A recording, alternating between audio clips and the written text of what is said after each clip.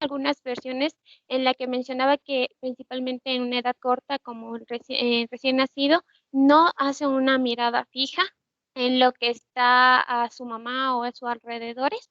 Momentáneamente, cuando sigue creciendo, como una edad de más o menos en la niñez, este comúnmente no hace lo que es una reciprocidad, como puede ser a los juegos imaginativos, por ejemplo.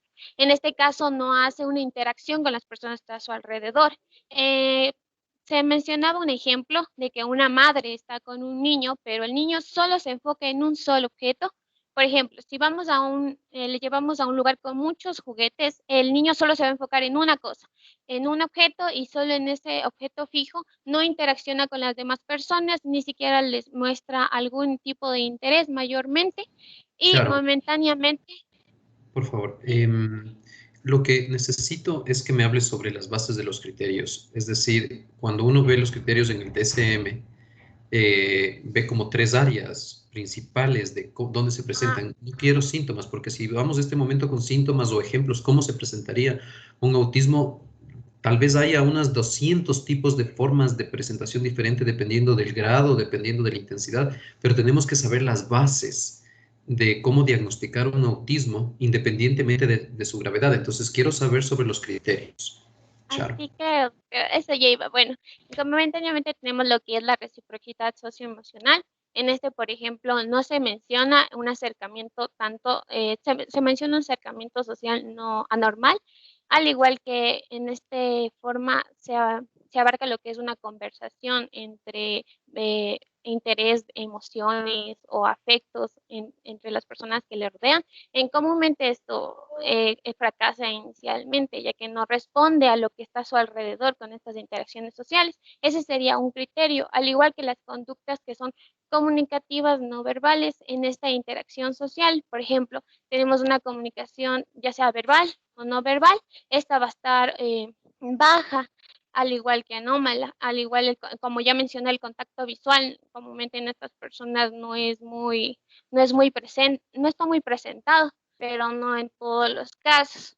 Y también lo que es la deficiencia de tanto del desarrollo, el mantenimiento o la comprensión en sí de lo que son las relaciones. En sí está rodeado el contexto social principalmente, al igual como ya lo hice, que ya lo expliqué más o menos en el ejemplo, de no compartir alguna actividad en los niños, como son los juegos imaginativos o hacer amigos, hasta igual como la ausencia de algún interés hacia otras personas. Sharon. Ok, entonces te dije que hay tres áreas. Me has hablado sobre social, ok, desarrollo social, interacción social, y sobre comunicación, ¿sí? No sé si comunicación o lenguaje, no estoy seguro. Em, Hay una tercera, ¿la conoces o no?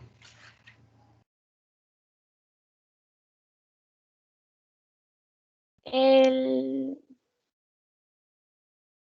el comportamiento puede ser, por lo que mencionaba que estas personas tienen un estricto comportamiento repetitivo.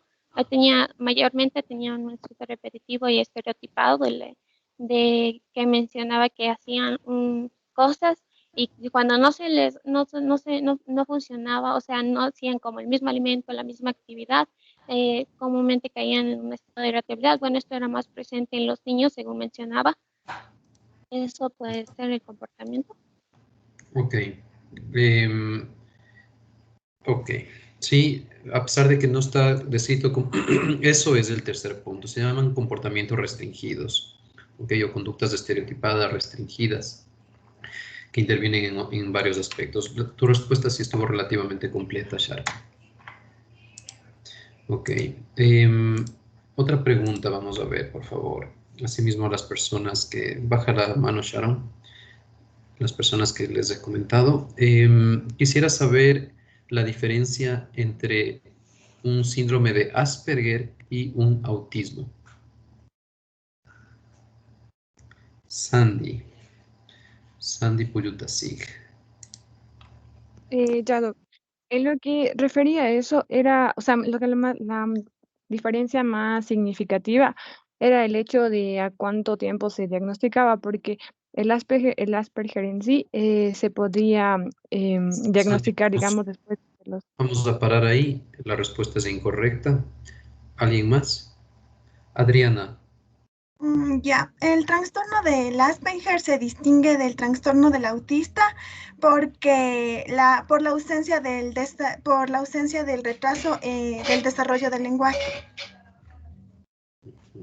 Eso es correcto. Es la única diferencia principal. Ok. Entonces, por favor, atentos a eso. No sé si bajarán las manos. No saben no sé si ya sabe alguno de ustedes que el Asperger ya desapareció como concepto. ¿Sí? Ya no existe el síndrome de Asperger. Ahora es considerado parte del espectro autista, un tipo de autismo leve. ¿Sí? En el DSM-5 incluso ya no se pone como criterio principal el retraso o trastornos en el lenguaje inicial. En el DSM-5 ya se quedan solo los dos criterios principales iniciales, que es el trastorno de socialización y los comportamientos restringidos. Sin embargo, sí se pone un área en donde se puede presentar o no trastornos en el lenguaje. ¿Okay? Entonces, el síndrome de Asperger ya no existe como tal, desapareció hace más o menos unos 2 años y un poco más. Yo creo que ya son unos 3. Así que los diagnósticos de síndrome de Asperger pasan a ser un autismo leve, por favor. Ok.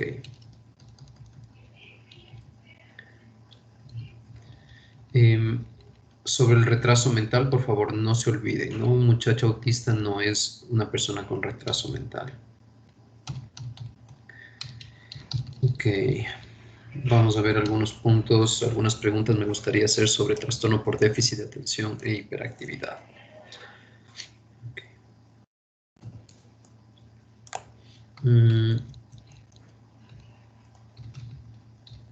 Francisco Ramírez, por favor, quisiera saber sobre tratamientos para el trastorno por déficit de atención e hiperactividad. Sí, Doc, buenos días. Bueno, en primera instancia teníamos al bupropión. Ese incluso usted nos mencionó que se usaba para el trastorno de déficit de atención. ¿Vas a responder algo más?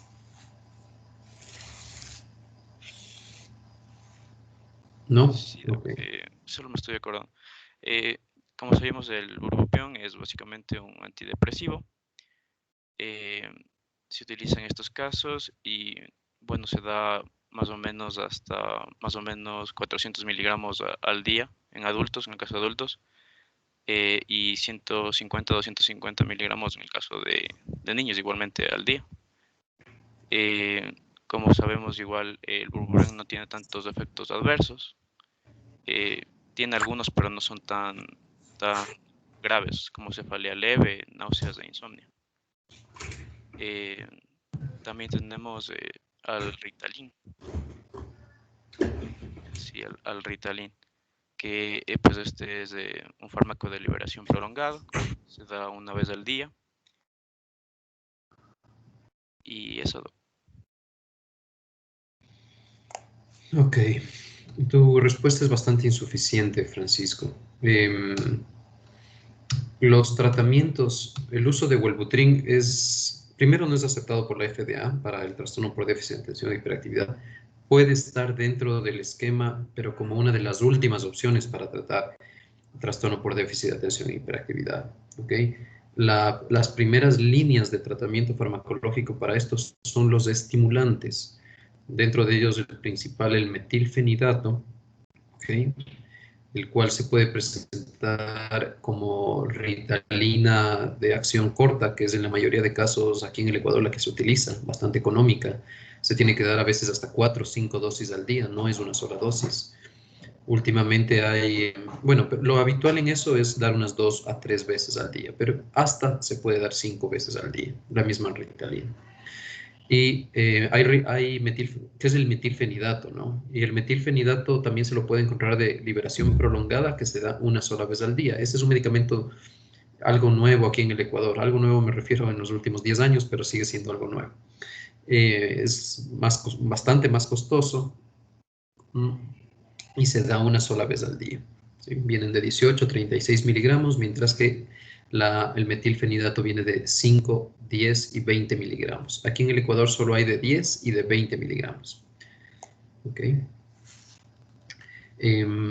Esos son los principales tratamientos de estimulantes. En Estados Unidos es súper frecuente tratarlo con un tipo de anfetamina que se llama el Adderall o Adderall. ¿Sí? Es el que más se utiliza porque ha mostrado cierto grado de mayor efectividad y menos efectos colaterales que la Ritalina. Pero obviamente ese medicamento no tenemos pruebas aquí en el Ecuador. No existe. Ahora, ¿qué persona desea responderme sobre qué fármaco no de tipo estimulante se utiliza para el tratamiento aceptado por la FDA como primera línea de tratamiento igualmente para autismo? Esto sí, cualquier persona, por favor, que quiera responder. Sharon. Ya, doctor. Bueno, se mencionaba comúnmente que también estaba abarcado lo que eran los antidepresivos tricíclicos, como la imipramina y la desipramina, pero bueno, según vi en el cuadro básico tampoco teníamos disponible, si no me equivoco, al igual que estaban unas dosis de 2 a 4 mg sobre kilogramo, en dosis no mayores a 60, y comúnmente hace algunos efectos que hace la conducción cardíaca, al igual que no se le recomienda. Sharon. Ok, vamos a parar ahí un momento. La última persona, Karen Criollo, ¿quieres decir algún otro fármaco? Bueno, también hablaban acerca de los inhibidores selectivos de la recaptación de norepinefrina como la atomoxetina. ¿Cuál es tu apellido? Karen, ya se me fue. Karen Criollo.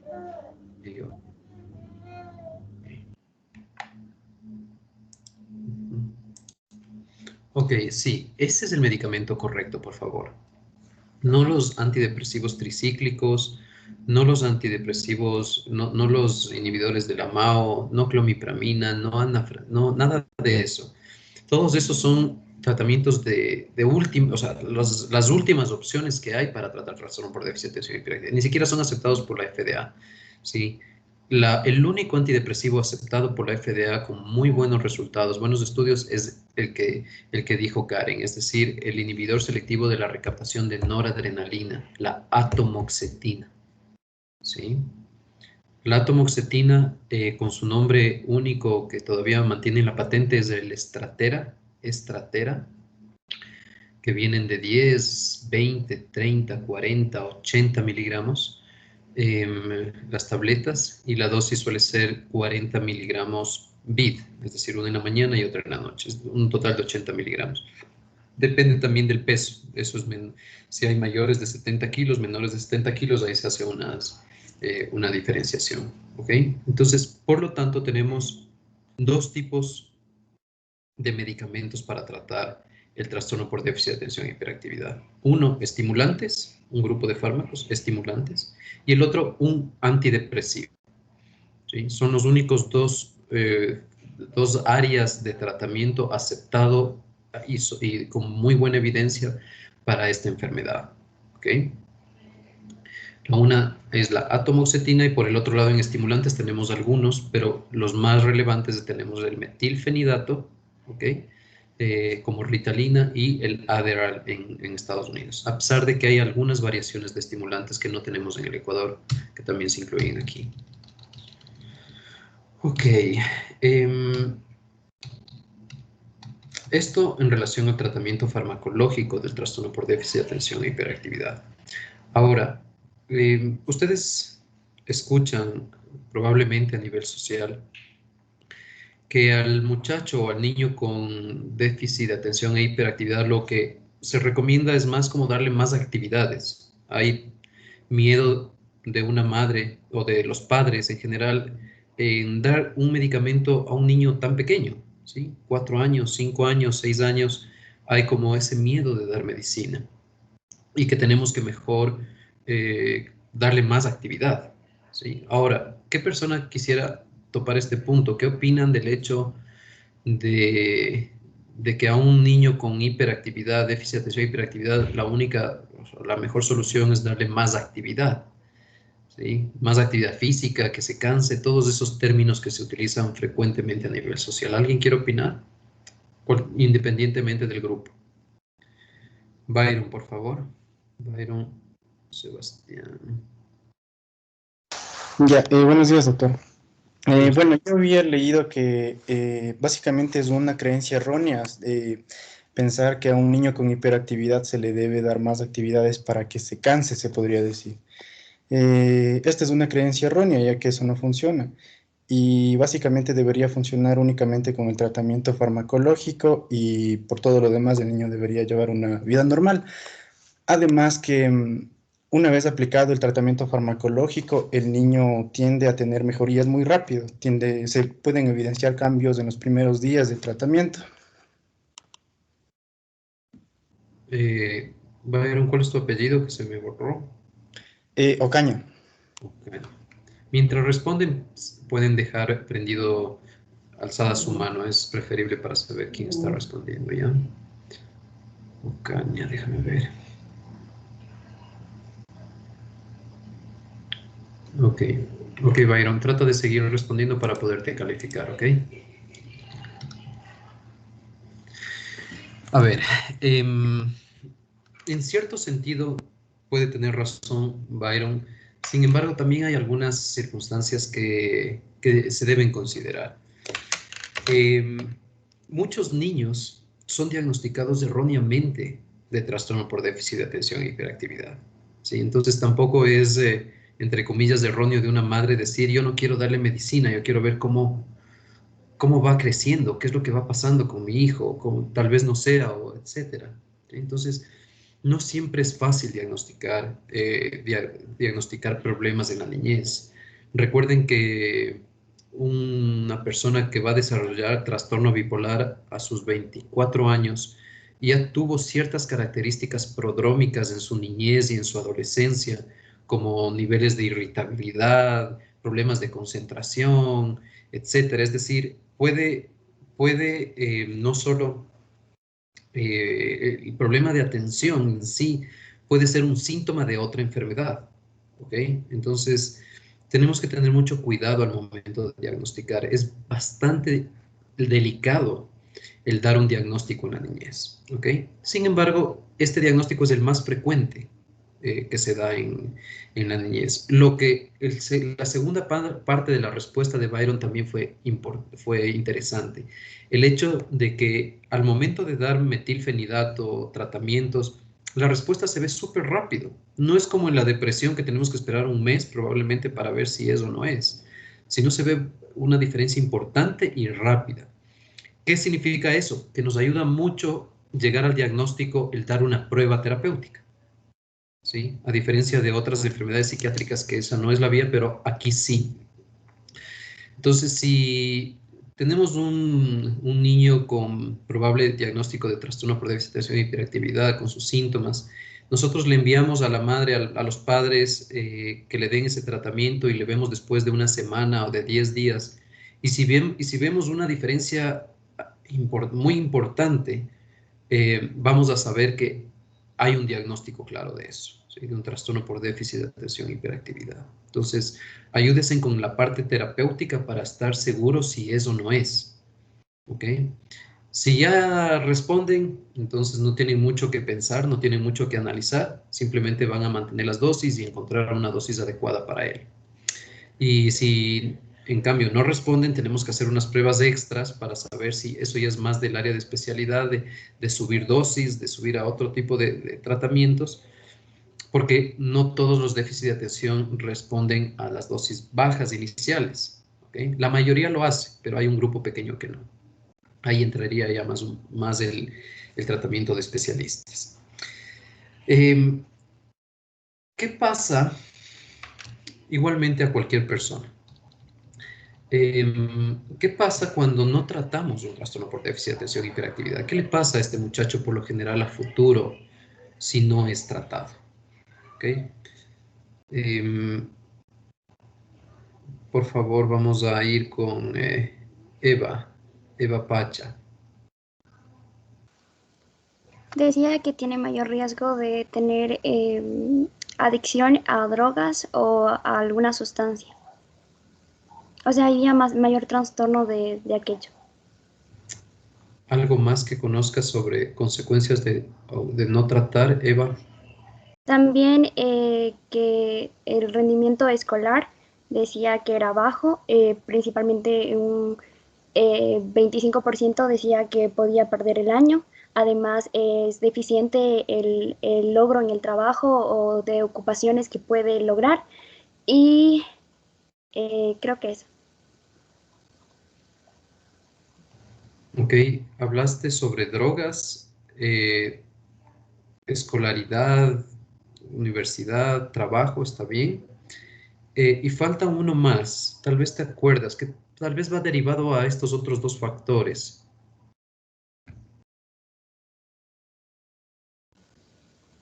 Tal vez lo antisocial, o sea, el comportamiento antisocial que puede ir a la agresividad.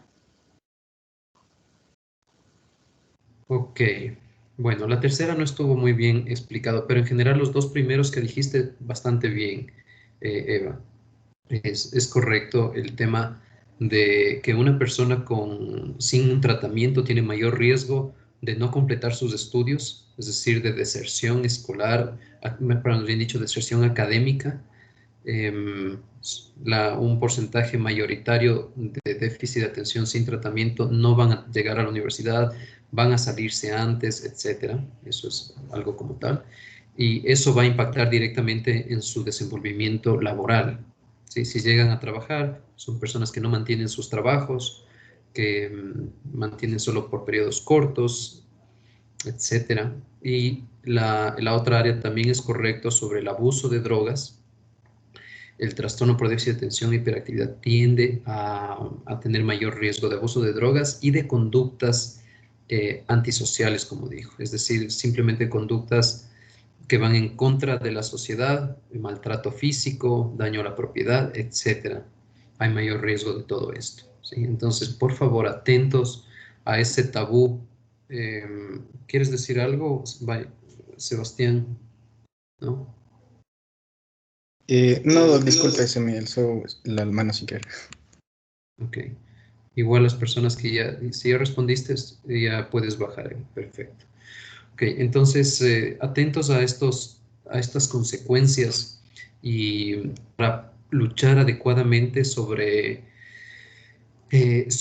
las familias que no quieren aceptar un tratamiento adecuado para sus hijos con trastorno por déficit de atención e hiperactividad. ¿Ok? Tampoco es bueno irse al otro lado. Hay países como Estados Unidos que dan estos diagnósticos, pero a cada momento es demasiado alto a veces en Estados Unidos estos diagnósticos. Cualquier trastorno de conducta cumplen levemente los trastornos por déficit de atención e hiperactividad y directamente metilfenidato, Ritalinas. Entonces, como base, no olviden que muchas enfermedades cursan con problemas de atención en la niñez. Incluso enfermedades no neuropsiquiátricas. ¿Ok? Puede haber otro tipo de enfermedades metabólicas, endocrinológicas, neurológicas puras, alimenticias, y peor aún temas psicológicos, ¿no? Que pueden cursar con periodos en los niños que tienen dificultades de prestar atención. La simple depresión una depresión infantil se acompaña de déficit de atención. ¿Sí? El hecho de que un periodo de tiempo o que tenga muchos problemas un niño con sus padres, que haya maltrato de una forma, maltrato de otra forma, ya sea entre padres o de padres a hijos, también es un causal para que el muchacho tenga esa sensación de déficit de atención. Entonces, atención a los malos diagnósticos y al exceso de diagnósticos. ¿Sí? Ok. Vamos por acá. Ok, vamos a ver si presentamos algo en las diapositivas. Veamos dónde estamos.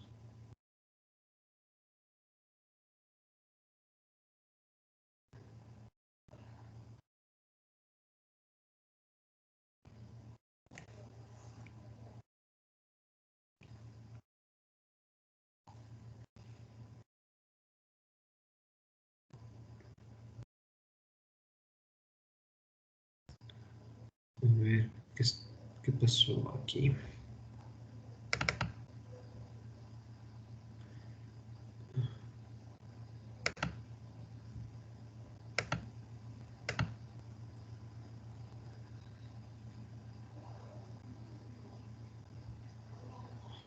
A ver, me supongo que ustedes también están viendo solo la diapositiva en pequeño. No, Doc, se ve pantalla completa. Ah, ok, yo soy el único que no veo eso, ok. Y ahora, ¿por qué no veo yo en cambio? A ver.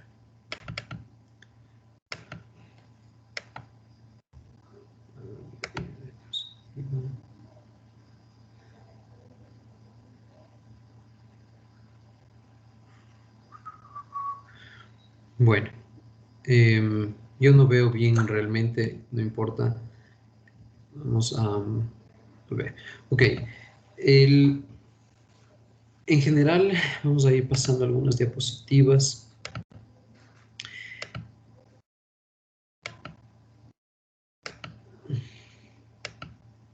Congénito, tal vez ahí estoy mal, ahorita acabo de ver. Ok, yo le corregí a una persona, parece ser erróneamente, el término congénito. Al parecer congénito no significa que tiene una base genética, sino que la persona nace con esa predisposición, que es natural, no aprendido, ¿ok? Entonces a la persona que le corregí, lo siento. Vamos directamente a los criterios principales. Déjeme ver dónde está. Teoría de la mente.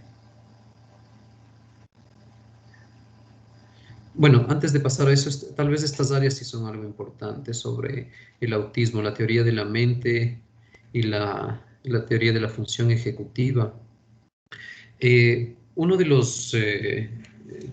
las partes neurobiológicas del autismo, el por qué se da el autismo, es por realmente un bloqueo de varios haces que conectan con el lóbulo frontal y el reconocimiento con el lóbulo límbico. ¿Ok? Ustedes recuerdan que alguna vez en el TOC o en alguna clase hablábamos de cómo es las vías cognitivas desde los órganos de los sentidos hasta llegar a la mente, es decir, hasta llegar a crear conceptos e ideas. ¿Okay? Entonces veíamos cómo los ojos miraban algo, luego se iban a las cortezas posteriores y luego iban a algunas áreas. Una de las áreas que iba era la amígdala, otra de las, para relacionar si ese estímulo es peligroso o no. Otra de las áreas en donde se dirigía después de los estímulos de los órganos de los sentidos era el sistema límbico en general, en donde nos daban el nivel de afectividad de ese estímulo. Y el tercero que se dirigían era el área del hipocampo para saber qué cantidad de lo que estamos viendo, estamos escuchando, estamos percibiendo, se debe quedar en nuestra memoria. ¿Okay? En esto, ustedes pueden ver que hay una interconexión directa entre las áreas de corteza sensitiva principal con el resto, como el área límbica. El área límbica no solo incluye las áreas subcorticales, sino también incluye el área prefrontal. Al parecer hay una dificultad de comunicación del área principal de que los estímulos sensoperceptivos se dirijan hacia las áreas límbicas, ¿ok? Hacia las áreas límbicas y hacia las áreas prefrontales que forman parte del sistema límbico.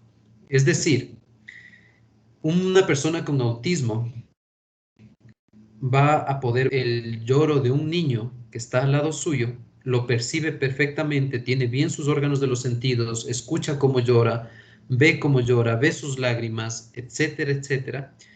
¿Qué es lo que va a suceder qué es lo que va a suceder con un niño normal? Un bebé va a comenzar a ver probablemente 50 niños llorando o incluso él mismo se escucha llorando y sabe que el lloro está relacionado con una sensación de disconfort. ¿sí? Probablemente posterior va a relacionar con tristeza, va a relacionar con otros síntomas como tal. Todo eso hace el sistema límbico en repetición de estímulos, ¿ok? Eso es normalmente. Entonces, un niño normalmente a los 3 años, después de haber vivido cientos de lloros, incluso contacto con otros niños que lloran, incluso tal vez sus padres que han llorado, su madre que ha llorado, sus hermanos, etcétera, ya llega a crear un concepto en su cabeza que lloro significa cara triste, significa lágrimas, significa que algo pasó, significa que es algo negativo, etcétera, etcétera. Ya puede asociar todo esto porque tiene un sistema de interconexión adecuada con el área límbica, área prefrontal. Lamentablemente en el autismo parece que esta interconexión es fallida, ¿sí? Entonces, ve un niño autista, lo mismo, un niño con lloro, él ve las lágrimas, ve esto, pero lamentablemente no lo asocia, ¿sí? No lo asocia con tristeza, no lo asocia con que hay una sensación de disconfort y no puede percibir lo que las otras personas están sintiendo, ¿sí? Entonces, ingresan los estímulos, pero no lo relaciona realmente con su área límbica, ni prefrontal adecuadamente. ¿Qué significa entonces a futuro?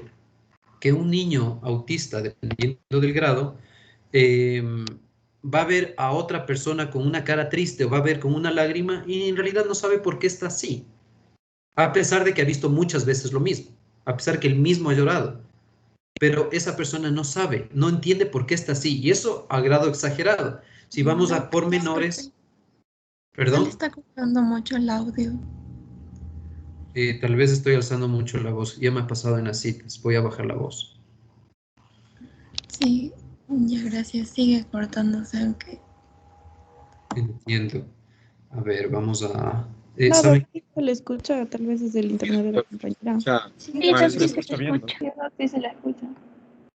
Ok, vamos a seguir. Por favor, me avisan si nuevamente se vuelve a entrecortar para ver si se hace algo. Ok, ok. Entonces, les decía que los niños autistas no tienen la capacidad para percibir adecuadamente la relación de las sensopercepciones con las áreas límbicas y las áreas prefrontales, ¿sí? Entonces, el niño autista, por más que vea un niño llorar, él no lo relaciona ni con tristeza ni con disconfort de lo que está pasando con esa otra persona, ¿sí? Entonces, es una sensación como que es demasiado frío un muchacho, un niño autista, y no tiene la capacidad para ponerse en los zapatos de la otra persona en todos los sentidos, ¿sí? No solo en el área afectiva. Entonces, esa es una de las bases de explicaciones neurobiológicas y de lo que explica muchos síntomas en su área. Esta otra diapositiva que habla sobre la función ejecutiva, ¿alguien me puede decir, por favor, qué significa la función ejecutiva?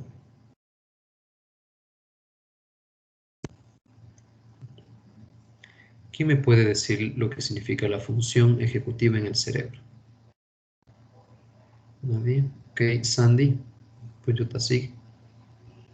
Yo había entendido que la función ejecutiva en sí era como, o sea, la forma en cómo el cerebro trataba de planear lo que iba a hacer.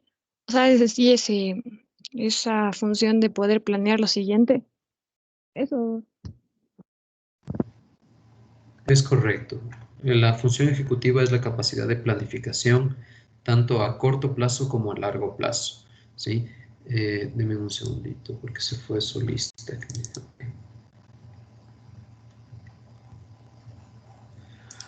Ok, vamos subiendo, vamos mejorando, Sandy, tus respuestas. Espero que sigan mejorando, que sigas estudiando. Ok. El cerebro planifica en milisegundos las cosas también, ¿ok? No solo es la planificación de qué voy a hacer después de clase, ¿ok? Sino el simple hecho de que este momento yo acabo de coger el mouse para abrir lo que se cerró su lista, eso ya amerita una capacidad de planificación, ¿ok? De cómo hacer eso. Entonces, todo eso se denomina el sistema ejecutivo que se encuentra básicamente en área prefrontal. ¿Ok? Vamos a ver la siguiente diapositiva.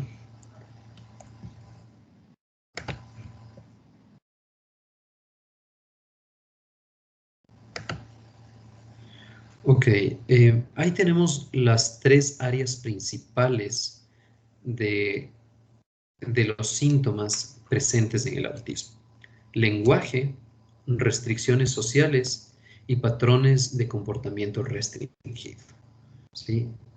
En la actualidad, recuerden que el lenguaje ya no forma parte de los criterios principales del DSM-5, pero fueron demasiados años en donde estuvo presente eso como criterio. Por lo tanto, ustedes tienen que entender que un porcentaje muy alto de autismos, en especial los autismos no leves, sino los que son más arriba, van a tener trastornos en el lenguaje inicial, desde retraso en la pronunciación de palabras hasta otro tipo de lenguaje, de trastornos de lenguaje como tartamudeo, bloqueo generalizado de palabras específicas, etcétera. Entonces tenemos que poner eso como, a pesar de que ya no existe dentro de los criterios como tal. Joseph, ¿quieres decir algo?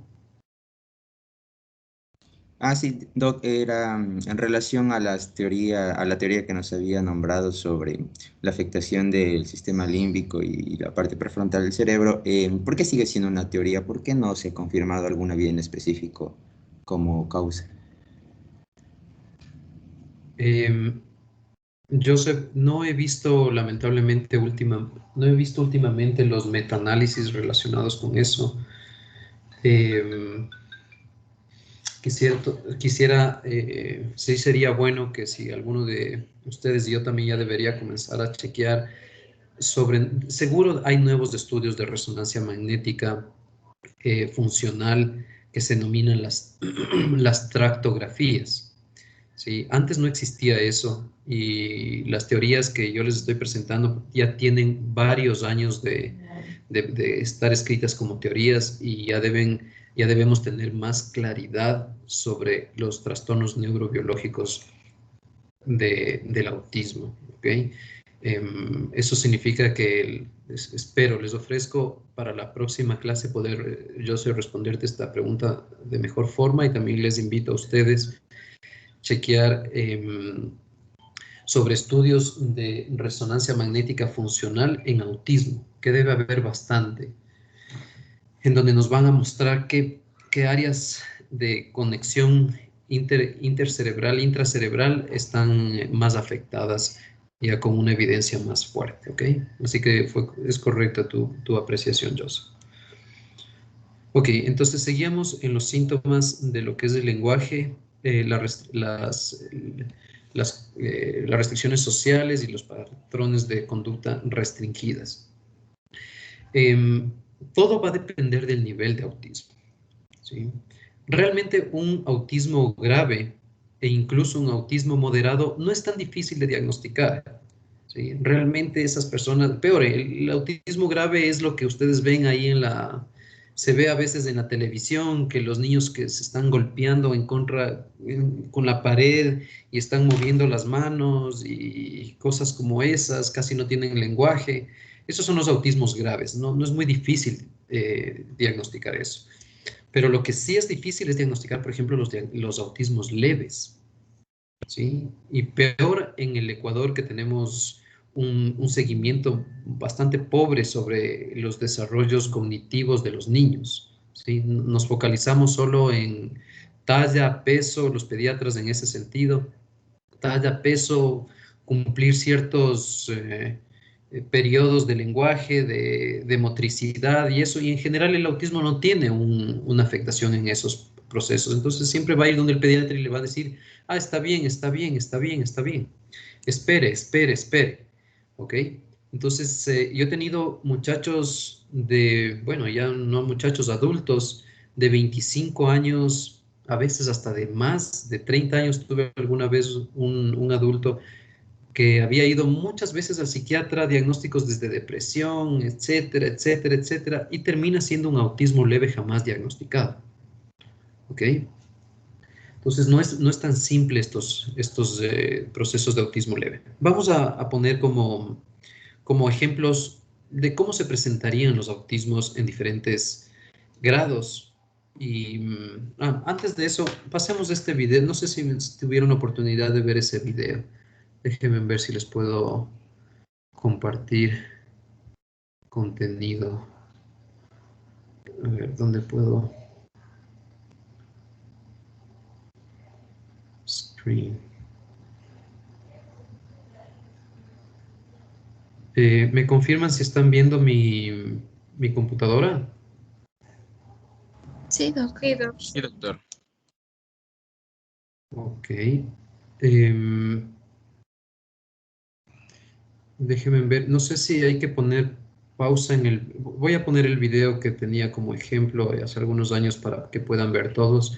Si no escuchan bien el video o se escucha doble sonido, me avisan para yo poner silencio en mi micrófono. No estoy seguro si puede pasar eso, ¿ok? Voy a poner play.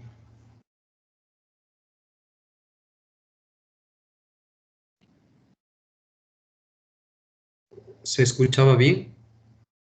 No, doc, no se No, oye. no se escucha. No sé si compartió con audio o no.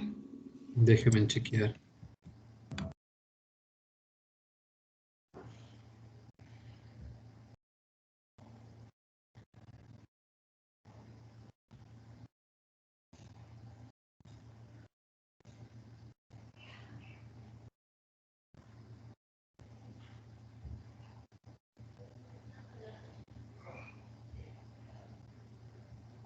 El autismo es un desorden del desarrollo del cerebro. ¿Estamos bien ahí? Sí, doc, ahí sí.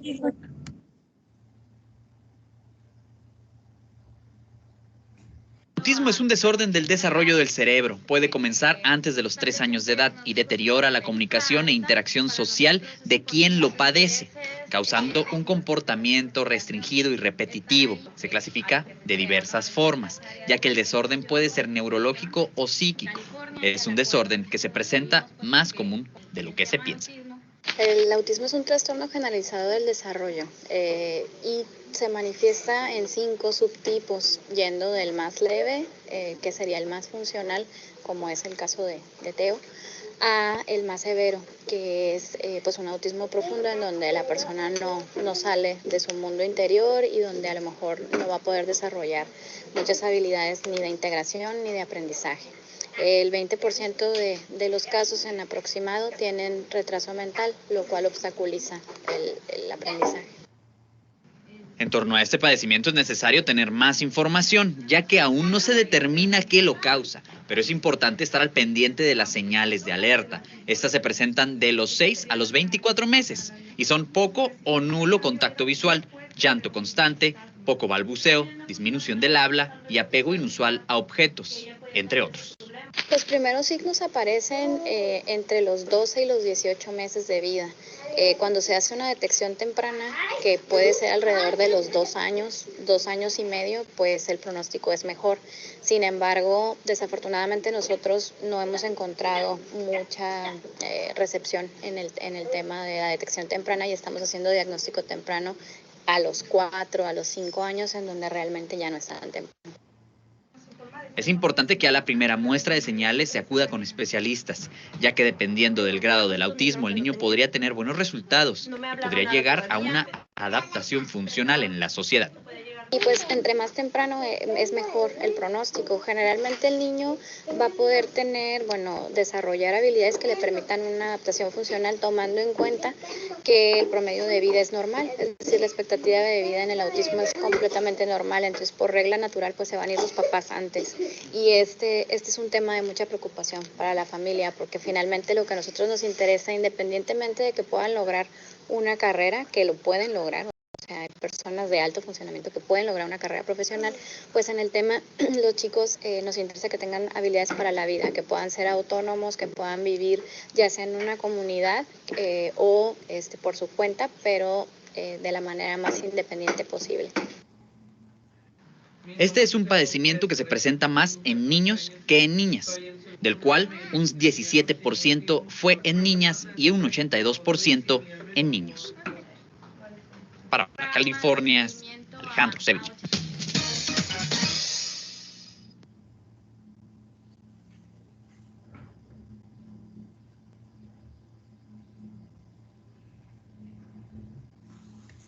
Ok. Bueno, solo una pequeña introducción para variar algo las clases tan socráticas que damos lamentablemente por videollamada. Ok. Sí saben cuáles son las clases socráticas, ¿no? Las que solo el profesor habla y los alumnos escuchan y se acaba. Eso se ha dado lamentablemente por videollamada de esta forma. A veces hay presencialmente mejor interacción. Ok. Vamos a continuar algo con las diapositivas que estábamos viendo.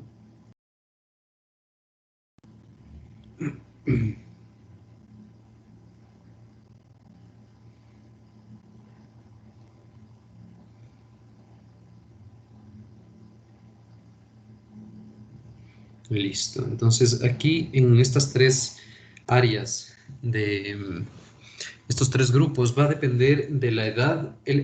Por si acaso es erróneo el porcentaje de varón-hombre que se presenta el autismo. Si bien es mayor en hombres, no es 80-20, ¿no? Estamos hablando de 40-60 aproximadamente en ese video.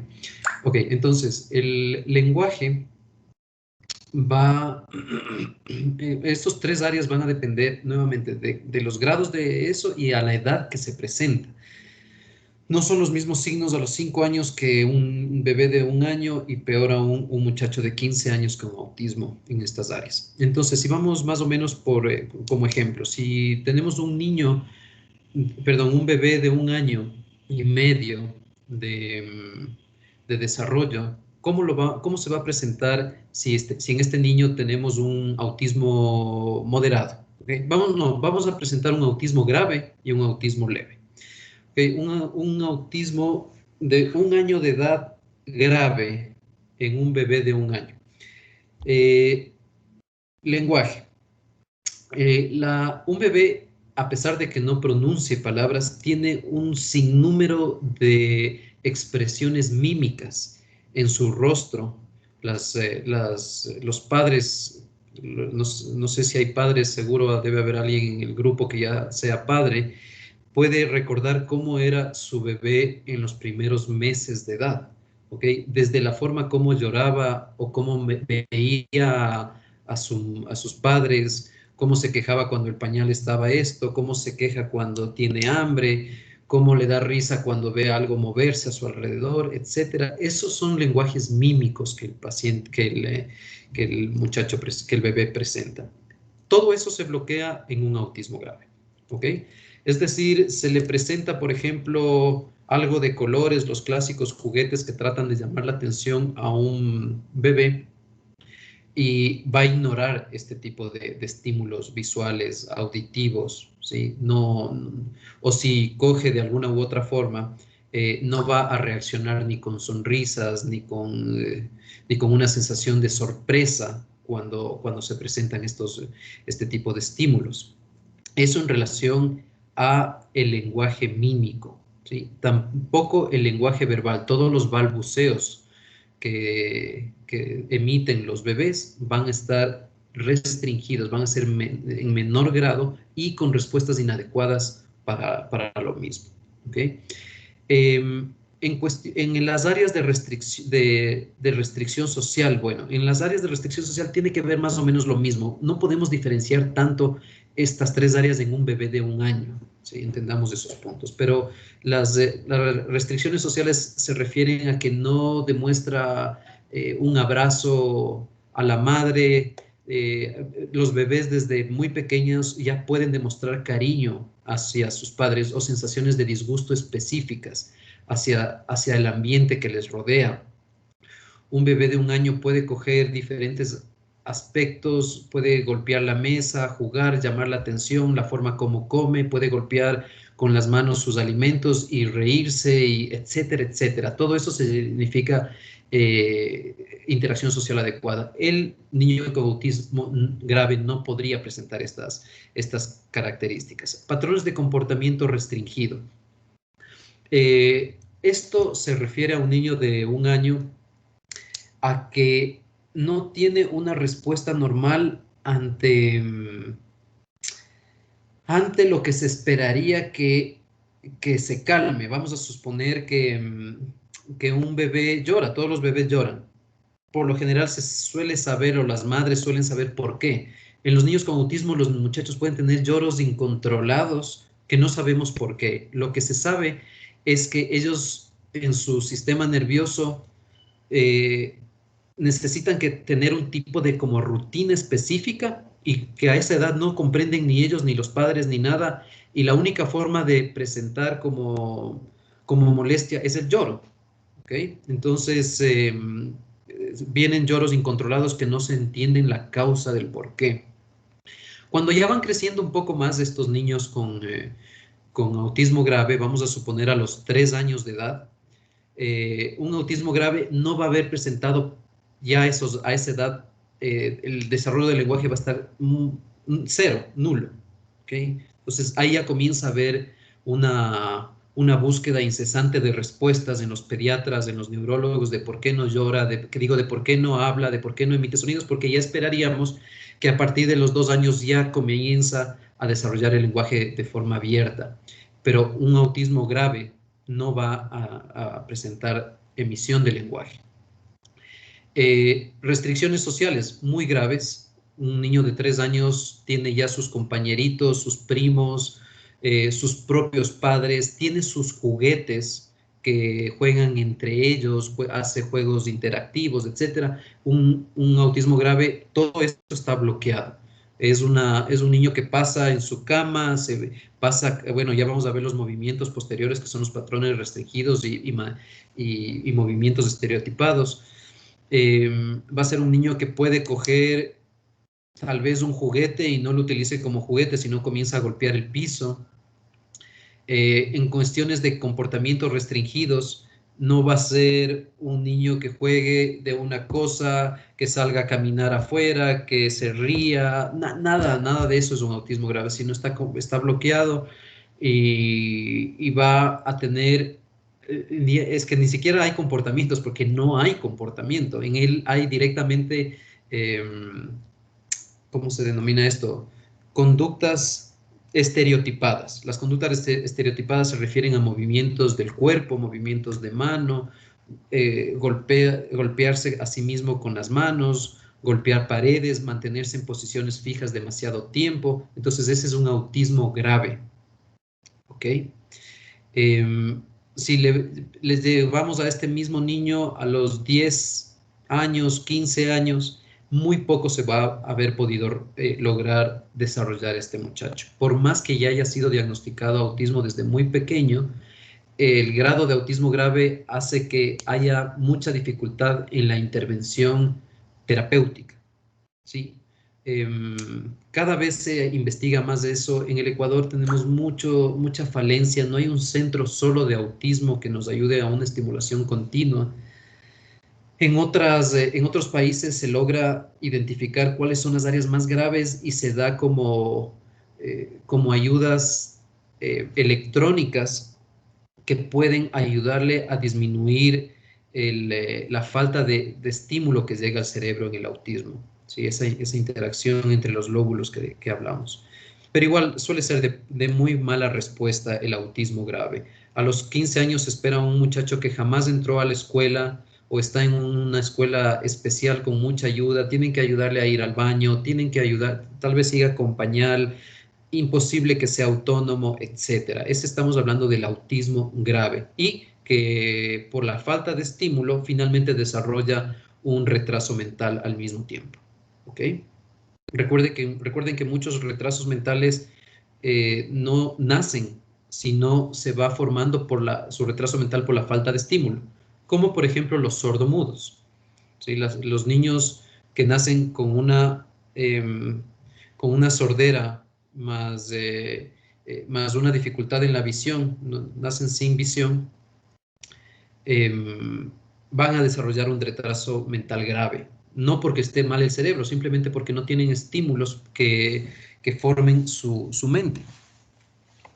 Ok, eso en un autismo grave. Vamos rápidamente a un autismo moderado, que son la mayoría. El autismo moderado en un bebé. ¿Sí? Aquí tenemos algunos ejemplos iniciales en una de las diapositivas, déjenme ver. ¿Dónde estaba eso? Déjenme ver un segundo. Aquí tenemos unas diapositivas, ¿sí? Yo no puedo verla alta, no puedo leerla. Ok, en el autismo perdón. Aquí tenemos algunos ejemplos de cómo se ve en el autismo moderado cuando una persona es desde bebé hasta la primera infancia. Muchachos que se focalizan mucho en algún tipo, o bebés que se focalizan, niños que se focalizan mucho en un tema. Un solo juguete, un solo juego, y se mantienen jugando en eso de forma repetitiva. Niños que tienen una cobija en específico y que no pueden soltarla, o que tienen que realizar conductas que si no les dejan comienzan a llorar desesperadamente, que los padres no entienden el por qué. Tenía un niño que claro, tenía su almohada preferida, y cada vez que le quitaban la almohada lloraba tremendamente y no podía dormir, y eso le duró muchos años de infancia, y en realidad parecía que no era nada, pero era ya uno de los primeros signos de autismo. La falta de interacción con otros niños ya no llega al nivel anterior, que no podía jugar nada con ningún niño, sino que un autismo moderado puede, por ejemplo, interaccionar con más niños, pero él estar aislado, ¿sí? Todos los demás están haciendo juegos tal vez entre ellos, o por lo menos los demás están haciendo un juego de forma interactiva entre juguetes, cogen su carrito y juegan que a los bomberos, y después cambian de juego y juegan con otra cosa. El muchacho autista moderado va a tener un solo juguete tal vez y comienza a moverlo, y un juego repetitivo sobre el mismo, y no se ve como esa interacción. Ok, ¿qué va a pasar con cuando es bebé el autista moderado? Lo mismo, ¿no? Pero en menor intensidad sobre lo que ve a su madre, el contacto visual al momento de la lactancia es en menor grado, se le ve como algo perdido. Disminución de la expresividad general, nuevamente de alegría, lloro, etcétera, pero por lo menos sí existe algo. ¿Qué va a pasar con estos niños a los 15 años de edad? Ahí va a haber una gran diferencia si recibieron tratamiento o no, ¿sí? Un autismo moderado que recibió un diagnóstico bueno, ha pasado con estimulaciones en las áreas más sensibles de él, porque se realizan test múltiples neuropsicológicos para saber cuáles son las áreas en donde más necesita ayuda. Un autismo moderado puede llegar completamente a formar familia, puede llegar a ser un profesional, puede llegar a muchos aspectos dentro de lo normal. Siempre queda algo. A pesar de los mejores tratamientos, tienden a ser personas un poco frías, tienden a ser personas que racionalizan mucho los sentimientos y los afectos. Es decir, ven a su esposa llorando y dicen, ok, parece que debe estar algo mal, porque sé normalmente que intelectualmente el lloro es algo negativo, ¿sí? Pero tienen que analizarlo, tienen que pensarlo. Es todo lo que han trabajado durante muchos años para darse cuenta de que una persona está alegre, triste, de cómo actúa una persona, de cómo ser amigo, etcétera, pero nunca llegan a ser en su totalidad personas normales, como se puede decir. Recientemente tuve un diagnóstico de un muchacho ya de 25 años de edad con un autismo leve, leve finalmente, en donde él había sido diagnosticado de TOC, había sido diagnosticado de depresión, estaba con una depresión, estaba con ideas de suicidio, etc. Y dentro de la historia clínica, claro, era un caso bastante complejo, entonces me demoré algunas citas en la historia clínica. Y en un momento me llegó a decir que él nunca, su deseo siempre ha sido ser como las demás personas. Y la pregunta era, ¿por qué tú te consideras que no eres como las demás personas? Y decía, sí, es que a las demás personas se les hace tan fácil entablar amistades.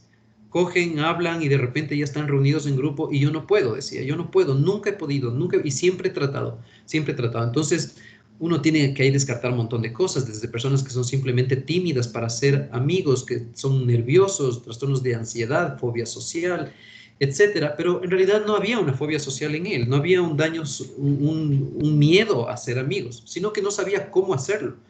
Y muchas veces copiaba exactamente lo que los otros amigos o amigas de su edad hacían, pero trataba de repetir las conductas de lo que los demás hacían para tener amigos, igual no lo lograba. ¿Ok? Porque no podía mantenerse. Luego, en la investigación más profunda, ya se evidenció que desde la niñez había conductas restringidas, una persona que se pasaba con ciertos temas durante algunos años, él hubiese sido diagnosticado con síndrome de Asperger, que es un autismo leve, que se pasaba, por ejemplo, pensando en, ya no recuerdo si era barcos o algún tema en específico y le encantaba, pasaba años, pasó leyendo sobre un mismo tema, cosas como esas. Resultó finalmente un autismo leve diagnosticado a los 25 años de edad. ¿Ok? Entonces, ustedes pueden ver que varían la forma de presentación dependiendo del nivel de autismo y de la edad de presentación de cada persona. Y tienen que estar atentos a los 3 grupos de síntomas. ¿Sí? Veamos qué más tenemos aquí del autismo. Algo de los diagnósticos diferenciales que por suerte son muy, muy, muy infrecuentes y que son tremendos en su presentación, el trastorno síndrome de Rett y ¿cómo se llama? El trastorno desintegrativo infantil. Estos niños nacen completamente normales hasta cierta edad y en el síndrome desintegrativo infantil, a partir de los 3, 5 años de edad, el paciente entra, el niño entra a un deterioro tan fuerte que llega a un retraso mental tremendo, súper grave. ¿Ok? Pero por suerte son muy infrecuentes, no he visto en mis años de trabajo. Ok, pasemos. Ya vimos el Asperger. El Asperger, para que ustedes, antes a estos muchachos se les decía que son muy inteligentes, pero en realidad no es así, no tienen un coeficiente intelectual más alto que el resto de personas. ¿Qué les diferencia? ¿Y por qué hay premios Nobel que han sido Asperger? La razón es por sus conductas restringidas, ¿ok?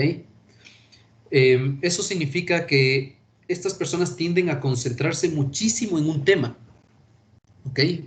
Entonces vamos a suponer a alguien que le encantan las matemáticas y es Asperger. Bueno, pasará horas de horas estudiando matemáticas, leyendo matemáticas, investigando sobre el tema. Y si sabemos que el coeficiente intelectual no está alterado en estas personas, pero justo coincide que tiene un coeficiente intelectual relativamente alto, vamos a crear una combinación perfecta para el área académica.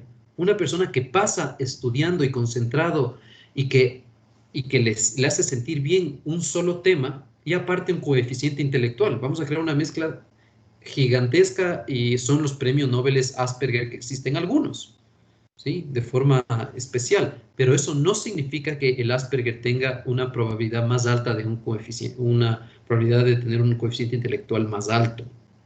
¿Ok?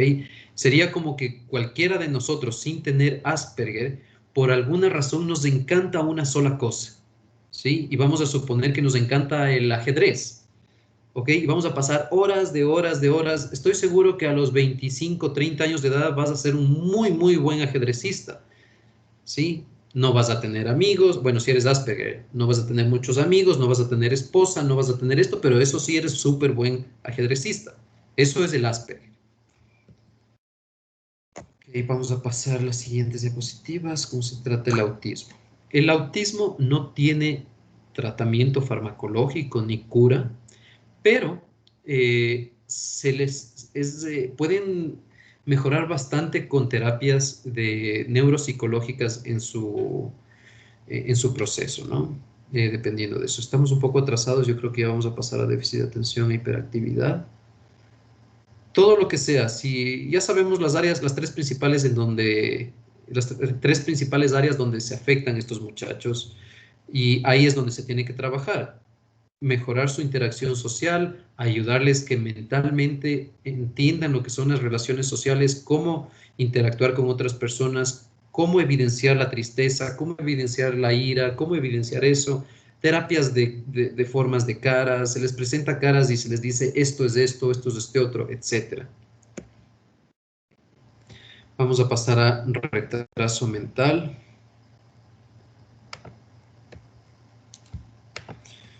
Ok. El retraso mental es bastante amplio.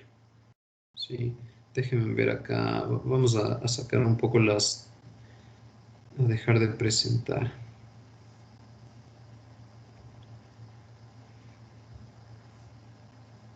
Para verles un poco las caras. Ok, prendamos igualmente las cámaras, por favor.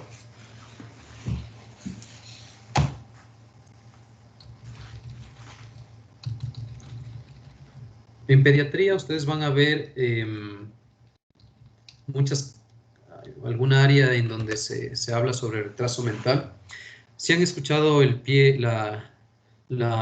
tamizaje de los bebés, ¿no? La muestra que se coge de su piecito de sangre. ¿Okay? ¿Alguien sabe qué enfermedades se ven en la muestra de sangre? ¿Alguien?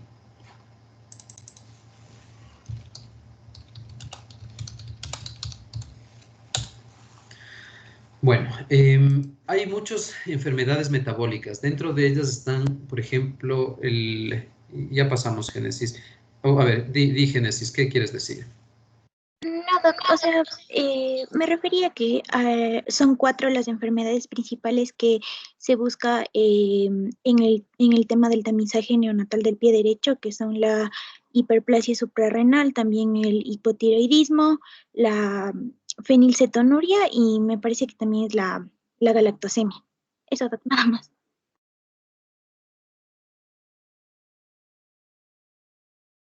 Doc, está con el micrófono apagado. Gracias. Sí, es correcto. Pero eso en el Ecuador, ¿no? En Alemania, por ejemplo, son creo que 12 diferentes enfermedades metabólicas que se tamizan, se realiza tamizaje al momento del nacimiento. Ese creo que es uno de los más altos que hay. En muchos países son 8. Aquí tenemos solo 4. Entiendo que ya están queriendo aumentar más enfermedades, pero todas estas son prevenibles, que es lo importante. Sí, lamentablemente, si no llegamos a diagnosticar un hipotiroidismo en un recién nacido, gravísimo, porque llega a un retraso mental muy importante con algo simplemente de dar una hormona, igual el resto de enfermedades. Ok, entonces, retraso mental, bien difícil saber el por qué muchas veces. La mayoría de retrasos mentales no sabemos por qué finalmente tienen este problema. Hay millones de causas, desde intrauterinas, genéticas, metabólicas, desde restricciones de crecimiento, tantas cosas que se podrían relacionar con un retraso mental. Ok, ahí estaría la historia clínica completa. Si tenemos una madre con abuso de drogas, ya sabemos por dónde van las cosas, etcétera. Pero lamentablemente en la mayoría de casos no se sabe.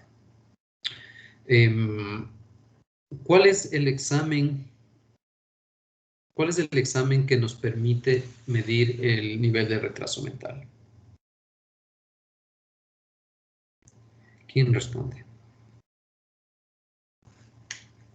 Nadie sabe. Yo, Doc. John Calderón creo que alzó primero la mano. Había un examen que era el WISC, que creo que, si mal no estoy, que en sí analizaba, o sea, para determinar qué coeficiente intelectual tiene la persona. Y bueno, viendo eso, si es que tiene menor de 7, ya se lo consideraría como retraso mental. No sé si estoy correcto. De 70, perdón. A ver, está bien, seguirá respondiendo para poder calificarte. Es el Wechsler, ¿no? WISC son las iniciales, pero es el test de Wechsler, con iniciales como WISC. Este es a nivel mundial el aceptado para medir el coeficiente intelectual de las personas, ¿sí? Y siempre es bueno hacerse alguna vez en la vida un WISC, cada uno de ustedes, para saber cómo están en su coeficiente intelectual. ¿Ok? ¿Alguien sabe si uno nace con un coeficiente intelectual o se va haciendo con el tiempo? ¿Alguien tiene idea? Byron, nuevamente. Sí, doctor. Bueno, yo había leído que este podría ser ya sea adquirido o por ciertos estímulos, se podría decir, ambientales o externos, en los que nos hablaba que podrían ser varias causas. Una de esas podría ser uno que me llamó la atención, era un que se llamaba aprisionamiento de crianza o algo así, en donde un niño no tenía interacción con su entorno y por ende tenía un déficit en su formación, ya sea con su adaptación social, con su lenguaje, con su detecto de aprendizaje, con sus habilidades motoras, etc. Okay. Vamos a dejar. Byron, y a los estudiantes. El coeficiente intelectual se nace. ¿Ok? Ese es el porcentaje principal. ¿Sí? Lamentablemente el resto ayuda. Se sabe que en la actualidad uno puede variar su coeficiente, no recuerdo el número exactamente, pero creo que rodea no más de 5 puntos, de 7 puntos el coeficiente intelectual como tal, pero no recuerdo bien ese número. Sí, estamos hablando que el promedio normal 90, 120, ¿no? Es un promedio bastante normal. Por una persona que estudie mucho y que reciba todos los estímulos por parte de sus padres, niños, profesores, etcétera, podrá subir 7 puntos de su base, ¿sí? No sube más. Pero recuerden, coeficiente intelectual no significa no significa que proporcionalmente se relaciona con éxito en la vida, ¿ok? Ni con felicidad, sino solo mide su capacidad académica como tal, intelectual, ¿sí? Nosotros sabemos ahora que las capacidades en el sistema nervioso, una de ellas es el área intelectual, académica, pero hay otras. Y dentro de ellas está, por ejemplo, lo que tan comúnmente se habla de la inteligencia afectiva, por ejemplo. ¿Ok? Que el Wechsler no te mide esto, ¿sí? Que se refiere, por ejemplo, a la capacidad de escoger una pareja adecuadamente, capacidad de, se han escuchado del aquí y el ahora, del carpe diem y del mindfulness, todo tiene eso de disfrutar el aquí y el ahora, el que tienes que disfrutar de las cosas presentes y tienes que encontrar tu nivel de alegría y felicidad con las cosas que tienes, no esperar a tener un poco más de dinero, no esperar a graduarte de médico, no esperar a tener hijos, no esperar a esto, etcétera, etcétera, ¿no? Eso. Entonces, hay formas de tener la capacidad de darse cuenta de lo que uno tiene y que para uno sea suficiente, ¿sí? Ese es uno de los conceptos de capacidad, de inteligencia afectiva. Entonces, vemos gente muy, muy, muy inteligente, pero con 5 divorcios y con intentos de suicidio y con esto. ¿Sí se acuerdan de este actor que hacía películas de comedias, de Robbie Williams, creo que se llamaba? ¿Ustedes se acuerdan de él? Él se suicidó, imagínense, claro, una persona muy, muy inteligente y con tantas capacidades. Entonces, el Wechsler, el WISC, solo nos mide la capacidad cognitiva, no nos mide otro tipo de inteligencias.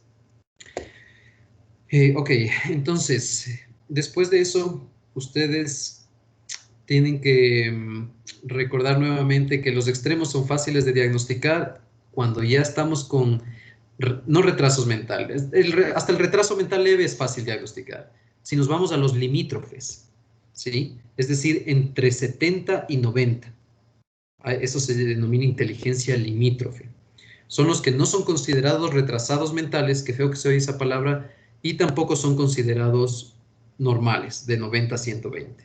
¿Sí? Los que están entre 70 y 90. ¿Okay? Son problemáticos, porque son muchachos que tienen muchísima dificultad de pasar clases, les ayudan los padres, les ayudan los profesores, tienen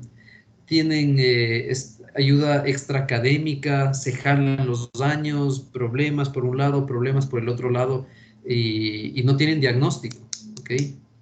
Siempre es bueno hacer un coeficiente intelectual en esas personas para saber por qué actúan así, por qué pasa esto. Ok, vamos a pasar al déficit de atención, trastorno por déficit de atención e hiperactividad.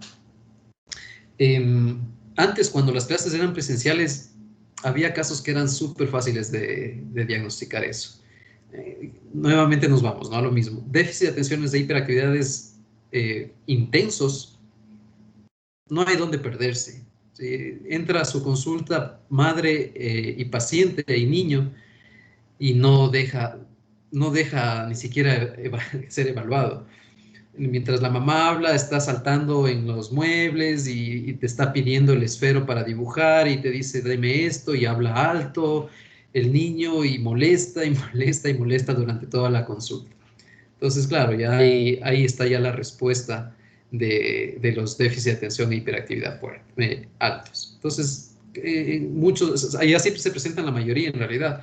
A esa madre se le escucha un poco, mi hijo tiene esto, se descarta otras enfermedades y se le dice, ok, parece que es de este problema, vamos a darle metilfenidato por un tiempo, nos vemos en una semana, y si a la semana viene el niño y está tranquilito y escuchando lo que te dice, lo que dices, entonces ya sabes directamente el diagnóstico. Son casos bien bonitos porque la madre ha vivido con esa forma durante años, muchas veces, y de repente, claro, las frases que a veces las madres vienen y dicen, doctor, mi hijo es otro. O sea, no sé, ¿qué le dio? Es otra persona. A veces vienen medias asustadas, pero la mayoría de madres vienen alegres, porque después de haber estado luchando sin poder dormir y cansadas de tanta energía, entre comillas, de su hijo, ahora está todo pacífico y está muy cariñoso. Esos son casos agradables, pero no siempre es así, no siempre es así de fácil. ¿Ok?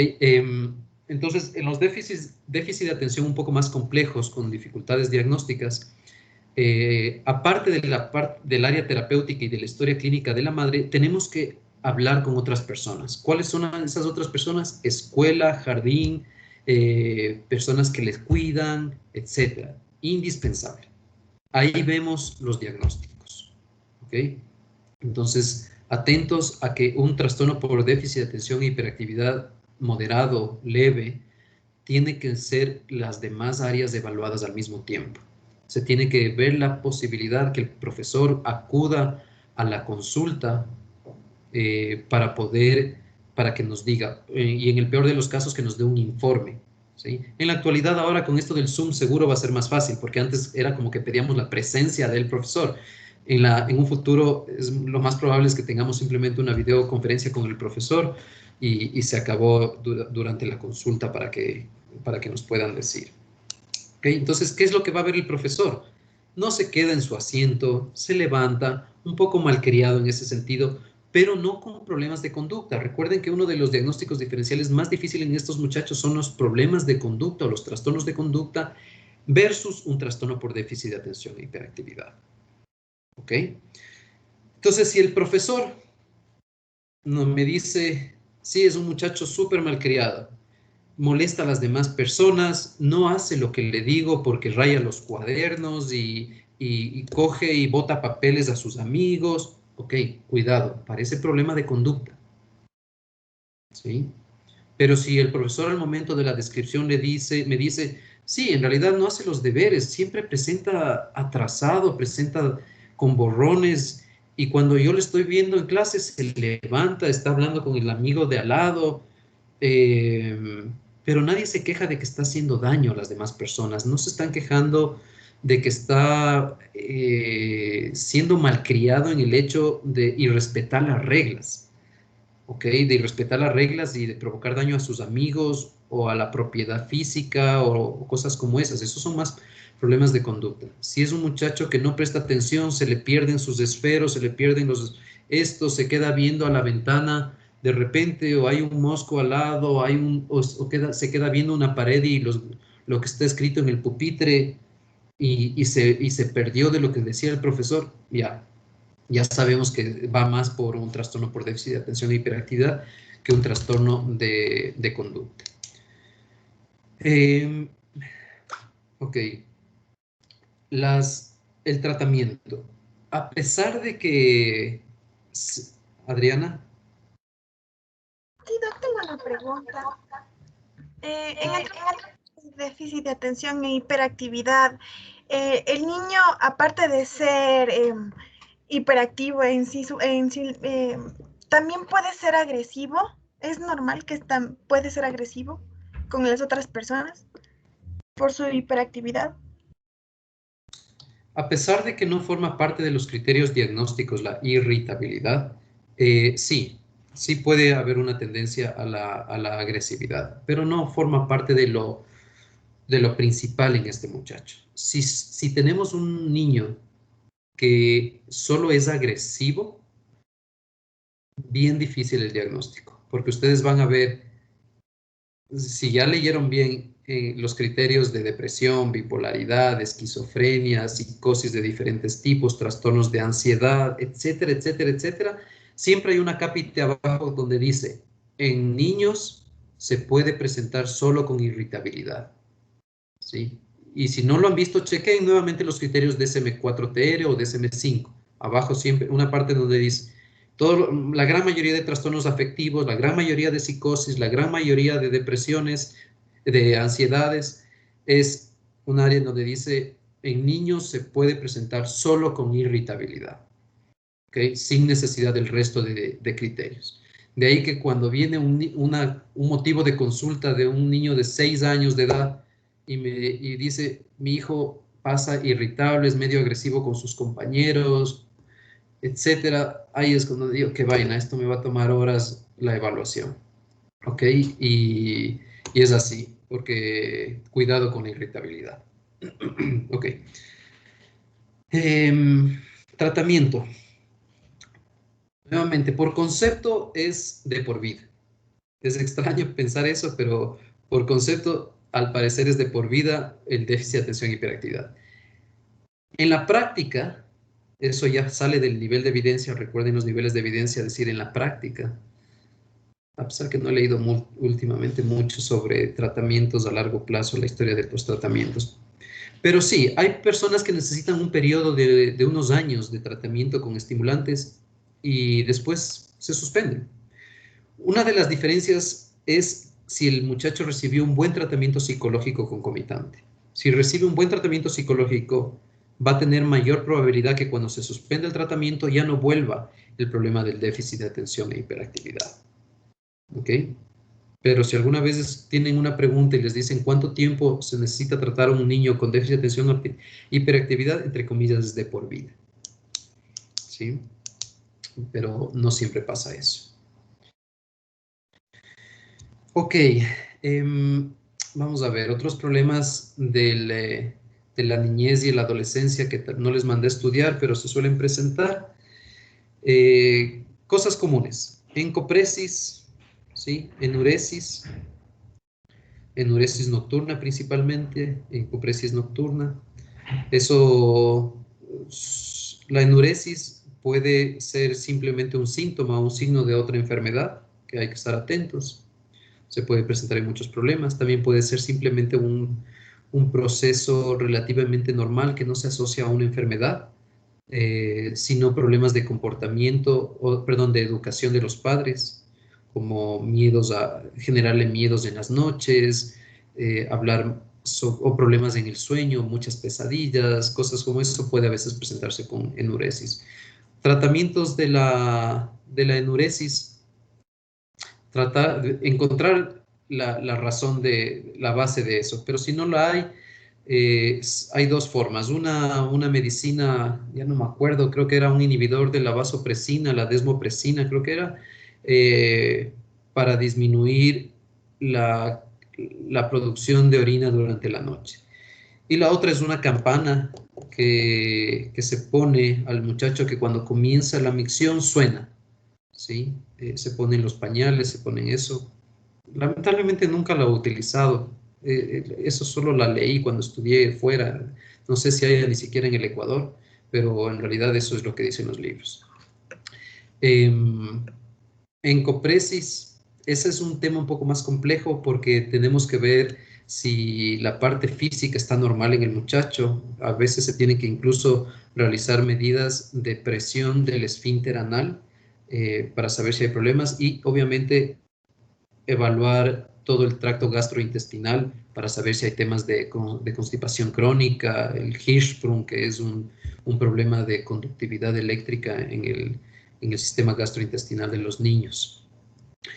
¿Qué otros temas fuera de la niñez? Tenemos todos los déficits como dislexia, retraso en el desarrollo del lenguaje escrito, retraso en el lenguaje, áreas de matemáticas, hay diferentes áreas como retrasos que son específicos. No es un retraso mental, sino son retrasos específicos.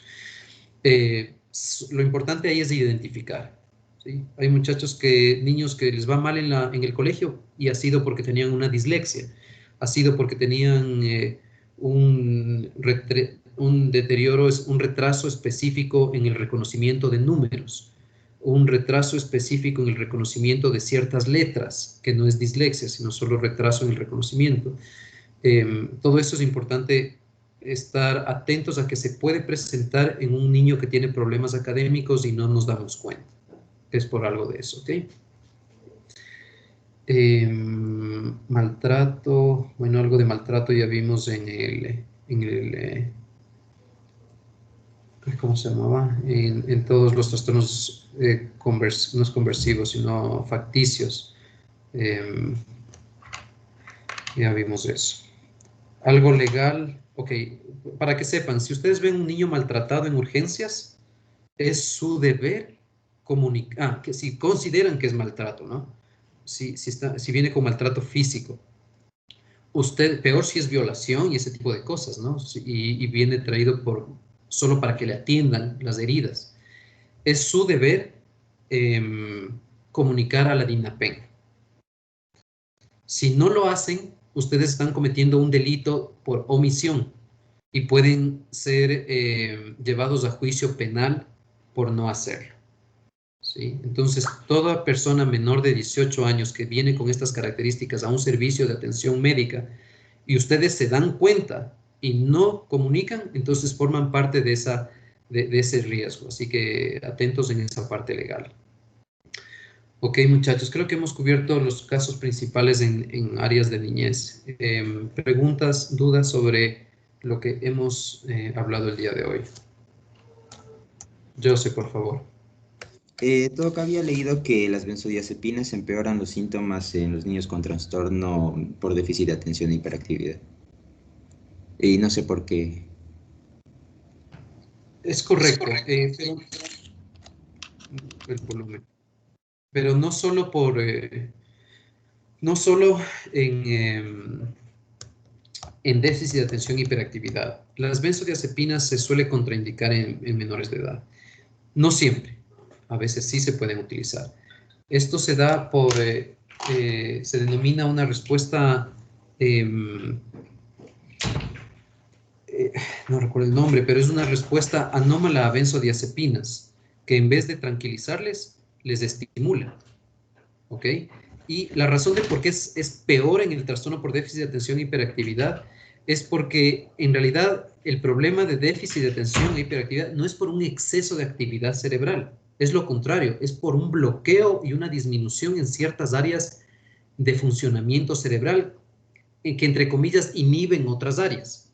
Por eso se produce la hiperactividad. Es porque esas áreas que deberían estar activas, que son los frenos, es decir, los frenos están poco activos.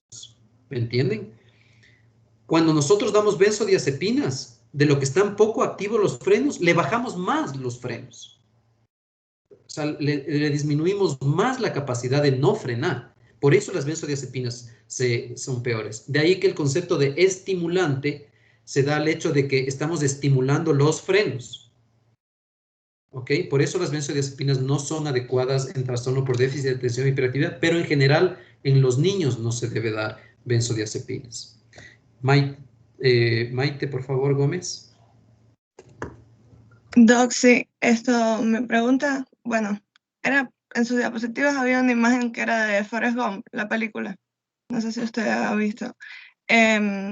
Lo que no me queda claro es si ahí el diagnóstico de Forrest sería un retraso mental o sería autismo. Ok. Es tu volumen, Maite. Ok, gracias. No, al ser una película de ficción, no podemos dar una respuesta, pero si quisieras que te dé una respuesta, él sería un autismo. Realmente sería más autista que un retraso mental, porque tenía capacidades muy buenas en ciertas cosas y era muy restringido en su forma de ver la vida y de hacer ciertas cosas, y se dedicaba a una sola cosa y lo hacía muchísimo, muchísimo, como lo del ping-pong u otras actividades, y lo hacía mucho, mucho, mucho, súper, súper bien, concentrado en una cosa. No sabía distinguir adecuadamente lo que era la Jane, la novia que siempre quiso estar con él. No podía ver las conductas de lo que ella hacía, de lo que estaba con otros hombres, o de lo que no estaba enamorada de él, o de lo que sí estaba enamorada de él, etc. Entonces, parecería clásico un autismo más que un retraso mental. Tenemos la otra pregunta. Sarela, no veo tu nombre. Alexandra, perdón. Sarela. Sí, una pregunta. Yo he visto que en algunos casos de autismo se da una terapia acompañada de equinoterapia. ¿Cuál es como la base de usar la equinoterapia en los niños con autismo? La base científica no existe, ¿sí? Simplemente el contacto, la interacción con animales que no ameritan una respuesta. Ellos no esperan una respuesta del ser humano.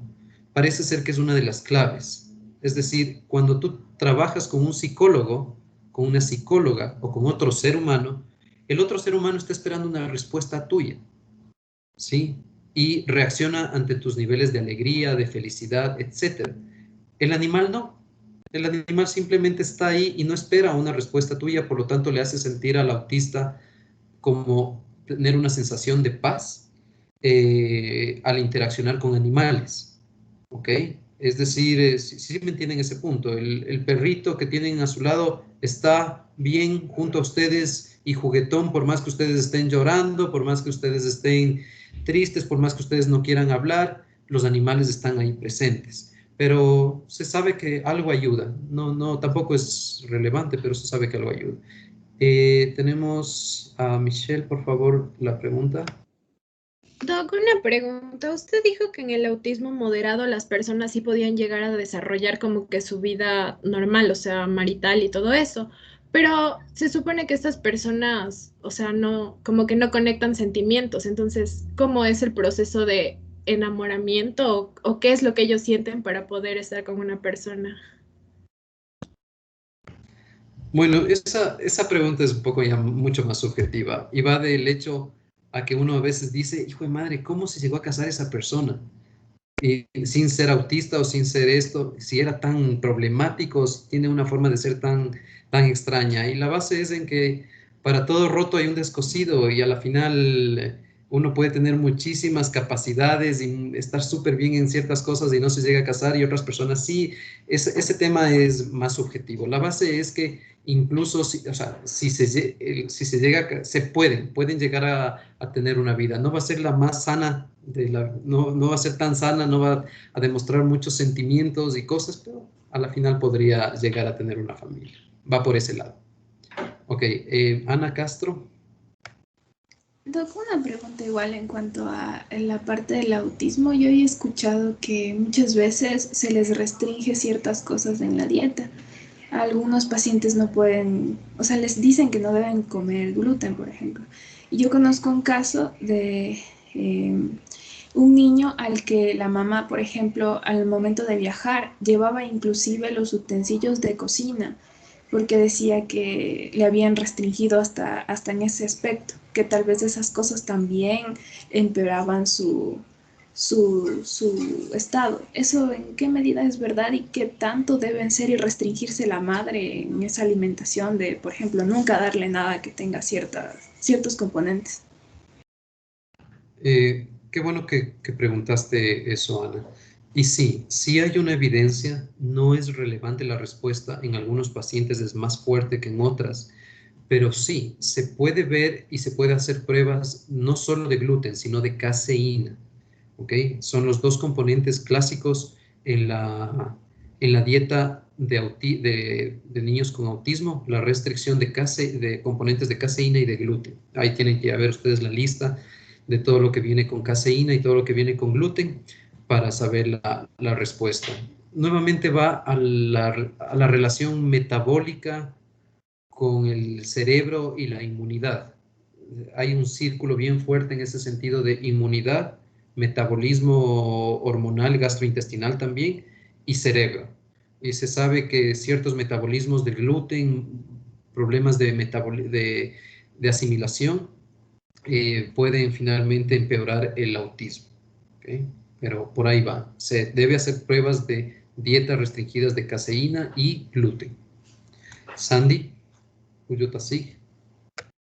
Yo había también leído que, por ejemplo, o sea, los niños que tienen autismo, como usted decía, tenían movimientos estereotipados, pero ellos lo hacían, digamos, por el hecho de que sentían como ansiedad. Entonces también había leído una parte que también sí se podía dar como medicamentos o algo así para aquellos, o sea, para la ansiedad mismo de los niños, de estos niños autistas. No sé si es tan real o algo así. Eso, Doc, quisiera que me explique más o menos. Gracias. Ok, sí, gracias. Sí, también es importante eso aclarar. El hecho de que no haya cura para autismo no significa que no debemos dar fármacos. ¿Ok? Hay autismos que se presentan con altos niveles de irritabilidad, los cuales responden adecuadamente a antipsicóticos y antidepresivos. ¿Ok? Entonces se puede dar antidepresivos para eso y antipsicóticos, clásicamente la risperidona. Hay autismos que no pueden dormir frecuentemente, que tienen estos trastornos. Mientras más grave es el autismo, más problemas tienen. Y tenemos que dar hipnóticos tipo antipsicóticos, como la quetiapina, clozapina, etcétera, a estos muchachos. Entonces son tratamientos relacionados directamente a los síntomas problemáticos que puedan tener, ¿ok?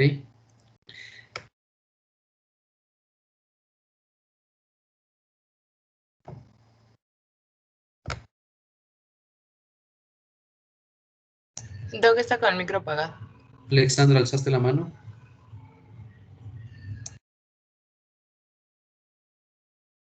Ok, pasamos. Sandy, también alzaste la mano. ¿Vas a preguntar algo más? Doc, yo tenía una duda. Dime, Alexandra. Usted mencionó que no hay como una parte genética o hereditaria en el autismo, pero yo he visto casos donde han habido que diagnostican a los niños con autismo leve y con el tiempo, o sea, a partir de esto como que también se presentan o se diagnostican más bien tardíamente en los papás también como a niveles de autismo no graves porque llegan a desarrollarse, pero también autismos leves. Y he visto que es como bastante repetitivo estas situaciones. Ok, el hecho de que diga que no es genética no significa, como les decía, que no haya genes relacionados con autismo. Genético se habla ya directamente cuando uno puede decir y prever que una persona va a desarrollar autismo, por ejemplo. La depresión tiene muchos genes. Sabemos que dos padres con depresión van a tener una probabilidad mucho más alta de desarrollar sus hijos depresión, igual en la bipolaridad, igual en la esquizofrenia, pero ninguna de esas enfermedades es considerada genética, ¿ok? Cuando ya sabemos con exactitud la herencia específica y la causa de que esta enfermedad está relacionada con este gen, entonces ahí podemos decir, ok, esta enfermedad es genética. En el autismo tenemos más de 80 alteraciones genéticas, 80% de muchas áreas de interacción, pero no se llega a saber cuál es la base. Un autismo puede tener alterado 10 genes y la otra persona con autismo tiene 10 genes completamente diferentes alterados, ¿sí? Entonces, no hay como ese grupo o esa base genética para considerarla como tal, ¿ok? Entonces, por favor, eso es la diferencia. No significa que hay muchas alteraciones genéticas, pero no tenemos un tronco común para poder diagnosticar genéticamente esta enfermedad. ¿Alguien más? Sandy, nuevamente, ¿tú estás alzando? ¿O es la que te respondí ahorita? No, sí, otra pregunta. O sea, también en la parte de, por ejemplo, los niños autistas, pues no, o sea, no expresan así sus emociones.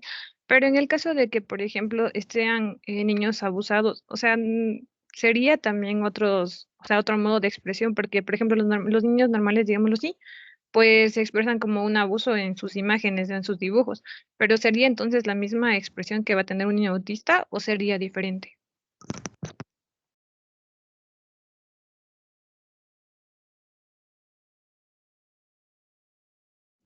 El micro. Perdón, ya me di cuenta. Ya. A ver, les decía, lo mismo sucede con el trastorno por déficit de atención e hiperactividad. Tenemos que ir a la historia de la enfermedad, ¿ok? Si tengo un muchacho de 9 años que hace un año está súper retraído y no quiere hablar con nadie, etcétera, etcétera, ya no es autismo, ya no es trastorno por déficit de atención e hiperactividad, ya no es nada. Es algo que le pasó a esa edad aproximadamente o es algo que está iniciando. Si yo veo un diagnóstico de autismo, tiene que ser desde niño, desde siempre, esas conductas, los 3 criterios como tal. Lo mismo con el déficit de atención, debe ser desde muy niñito que tiene esto. Esto no se desarrolla después, existe desde siempre. ¿Ok? Esa es la diferencia para ver diagnósticos diferenciales con otros temas. Sharon Chiliquinga. Doctor, una pregunta. En relación a lo que era el autismo, ¿hay una causa específica por qué es más presentado en lo que son el sexo masculino que el femenino o no? Ya ve que hay una gran diferencia entre los dos casos. No se sabe la razón. Asimismo, sería bueno leer si hay alguna explicación nueva sobre este tema. Ok, ¿alguna otra pregunta? Ok, muchachos, parece que ya se acabaron las preguntas, entonces gracias por su atención en esta clase. La próxima, déjenme ver qué temas son los que vamos a ver.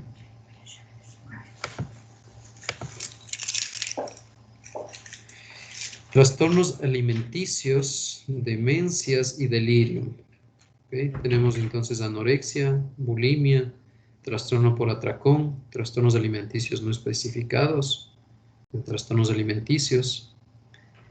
En demencias tenemos demencia tipo Alzheimer, demencia vascular como principales y delirium, simplemente delirio. Ok.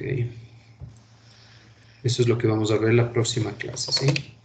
Quedo en espera del email de una representante, por favor, para que me ayuden entregando el día de hoy esos leccionarios de forma física, que va a estar la persona Eulalia Moreira, que les envíe el contacto. ¿Sí?